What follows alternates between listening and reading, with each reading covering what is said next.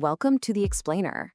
You know, if you've ever set up an aquarium, you probably know the absolute heartbreak of keeping fragile tropical fish. But it turns out there's a stunning iridescent fish from the rivers of China that is practically bulletproof. Meet the White Cloud Mountain Minnow. Let's look at exactly what it takes to build a thriving aquatic ecosystem for these colorful, active community fish right in your own home. Okay, let's dive into this masterclass. We're going to cover Meet the White Cloud Minnow, creating the perfect habitat, diet and community life, sexing and breeding basics, health and disease prevention, and finally, buying tips and mistakes. Section 1. Meet the White Cloud Minnow. We really need to start with the fundamental stats of this fish to understand its spatial needs. Now, what's really interesting about this slide is just how much life is packed into such a tiny, tiny package. I mean, at maximum, these little dart-shaped fish only grow to about 1.5 inches. And because of that tiny footprint, they're absolutely perfect for a 10 to 12-gallon nano tank.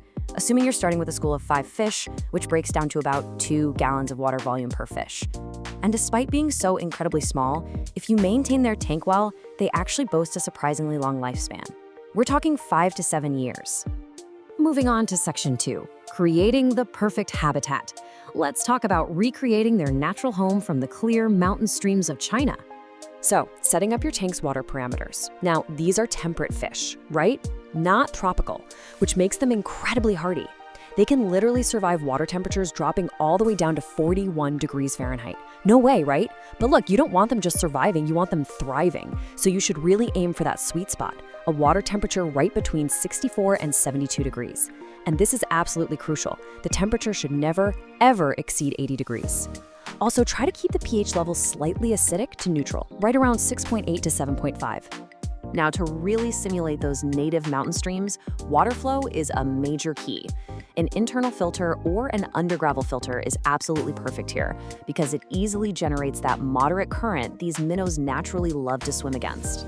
Oh, and as a responsible aquarist, please do not neglect your maintenance. You've got to plan on performing partial water changes every 2 weeks to keep that mountain stream environment pristine. Okay, now for the fun part, aquascaping. Since they come from streams, you're going to want to use a rocky gravel substrate mixed with some larger cobbles and boulders. This gives them places to shelter and just, feel secure. Then pack the tank with leafy aquatic plants. Think dwarf rotella, water sprite, and hornwort, and toss in some floating plants like duckweed or pondweed. Oh, and one massive, crucial warning for this setup. These curious little guys are notorious jumpers, so you absolutely must have a secure aquarium hood on your tank to keep them safely inside. Section 3, Diet and Community Life. Let's shift our focus to daily care, specifically what goes into the tank in terms of food and neighbors. So white clouds are actually micro-predators. Out in the wild, they hunt tiny invertebrates in the water column. And hey, don't let their size fool you. They have huge appetites. You need to feed them 2 to 3 times a day. To mimic that wild diet, you want a really balanced mix. Offer them live or frozen foods like water fleas, brine shrimp, and tubifex worms. And then balance that out with high-quality crushed dry flakes that have both high protein and vegetable content, since they also love to snack on green algae. And this brilliantly illustrates who should and absolutely shouldn't be living with your minnows. It's a pretty clear divide. White clouds are incredibly peaceful, which makes them perfect community fish. Great tank mates include other peaceful fish like zebra danios, corydoras, dwarf gouramis, and rosy barbs. Snails and shrimp are completely safe too. But bad tank mates, complete disaster. Avoid aggressive fin nippers like tiger barbs or pushy cichlids. And a massive warning here, never ever put them with goldfish. Goldfish just grow way too large and will eventually see your tiny minnows as a tasty snack. Now, I want you to keep this single number in your head, 6. That is the absolute minimum school size you must maintain. These are highly cooperative schooling fish. If you keep fewer than 6, they become extremely timid, stressed out, and they'll basically spend all their time hiding instead of displaying their gorgeous colors.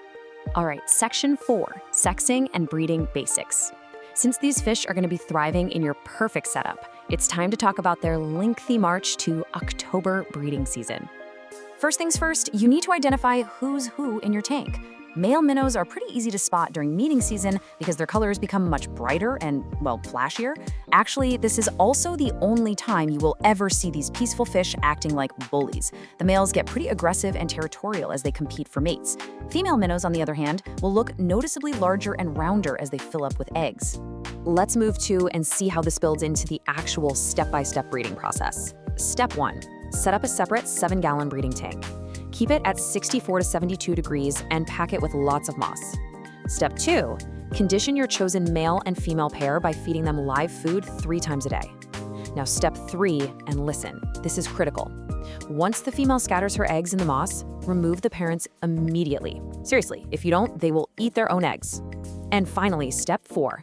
After the eggs hatch in about 2 days, feed the newly hatched fry microscopic infusoria-based food until they're big enough for larger meals. Section 5. Health and disease prevention. Because while white clouds are extremely hardy, they aren't completely invincible.